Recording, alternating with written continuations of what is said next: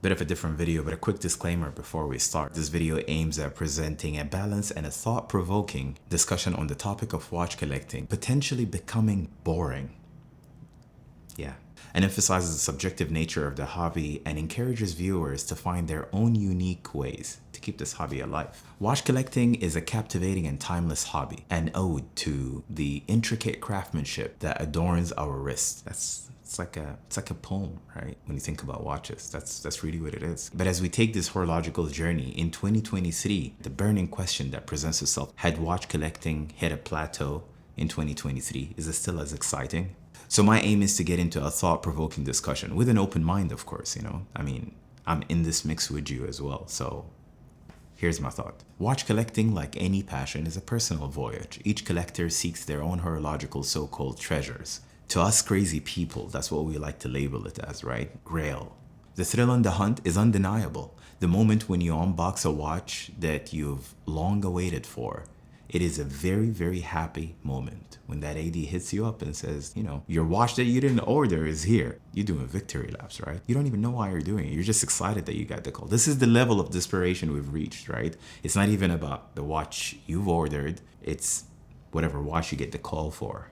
Pathetic. But what happens after you pick up that watch? That satisfaction, though fleeting, doesn't really satisfy the thirst for watch collecting, right? It's not like you're content with that one. You just go for another. It doesn't really satisfy the itch, right? And another. And you just keep going that way in a very, very short span of time. And again, I'm in this mix with you guys, right? On the other side of the watch collecting spectrum, the brands, they release a ridiculous amount of new watches, right? In a very, very short span of time. It used to be a watch every maybe few years, and it'll be one watch. Now we've got collection, all brands, a rail of them actually. And again, this multiple releases per year for so-called limited editions. And yes, I'm talking to you, AP, and Omega as well. And if it's not limited edition, it's limited production.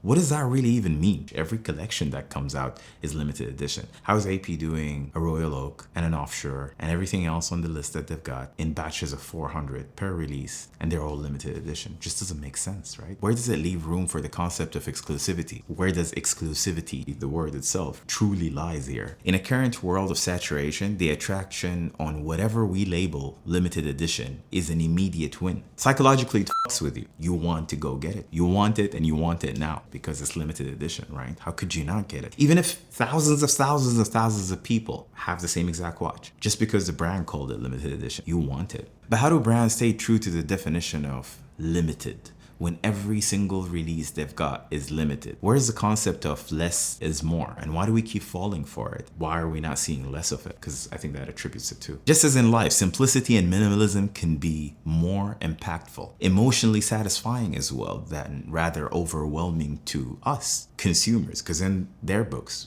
we're just a consumer. You're not the collector they need to look after. You're just a number on an Excel sheet. That's the reality. It's a businessman. My simple point is that if we buy less, if we cherish the watches we already own, if we dedicate time to what we already achieved, what you already got, this one watch, maybe you spend more time with it before your next purchase. Maybe this is how we keep this little hobby of ours alive. And yes, I'm speaking as self again because I am with you in this mix. Because if we continue down this path of constant acquisitions in a very, very short period of time, the future of watch collecting, it will vanish. I think it's already getting there. The future of watch collecting really depends on us, the enthusiasts. And I think it's time for a healthy detox. Yes, I know it's hard, but we can do it together. I've got no watch on the wrist today. I've got an Apple Watch. That doesn't really count as a watch in our terms, right? Every watch is nice. Every watch has a historical value. Every watch had received the utmost, the highest level of attention to details. And so I'm not saying bin it completely. I'm just saying take a break for a minute, just for a quick minute. And this is how. 1, embrace your pivotal role as a watch collector in this whole equation, right? It's not just a brand. It's not the historical or how nice or how complicated a watch is. It's you. You're what breathes life into the world of horology. And the watches themselves follow us. Without you, a watch is nothing. 2, challenge yourself to take breaks. Maybe 1 day, 2 days, maybe even 3 days out of the busy week that you've got, where you just leave your beloved watch behind. I think it's a liberating feeling of time without any constraints. You learn how to appreciate it more. And number 3, to the rookies, the newcomers, that's a better use of word. Follow your heart and don't follow trends. Let your passion guide you to the watch that truly speaks to your soul. And don't fall into this AD trap of, let me build a profile first. Buy everything before we may even consider you for something remotely close to what you've asked for. Don't fall for that trap. Just get it when you're ready. It'll save you a lot of money. Go gray if you have to, or just go home. I think the relationship between the watch lover and the AD should be of what attributes a partnership. It cannot just be one way. They need this as well, right? It's a business once again. And to the ADs and the brands trying to tap into the secondary market, I understand that with all the certified pre-owned programs, it's billions of dollars industry. So of course you want to tap into it. You want a slice of that pie, and it makes perfect sense. Just don't be greedy. Make informed pricings. You cannot charge double, triple sometimes. Otherwise, you're just going to have your untapped market, including your existing market, just get glued to gray dealers because they offer it for a lot less. It's a terrible strategy. So my fellow watch collectors and watch lovers, let's embark on this horological odyssey, cherishing each moment, each watch we have, what we've earned so far. Let's keep the spirit of watch collecting alive by taking a break.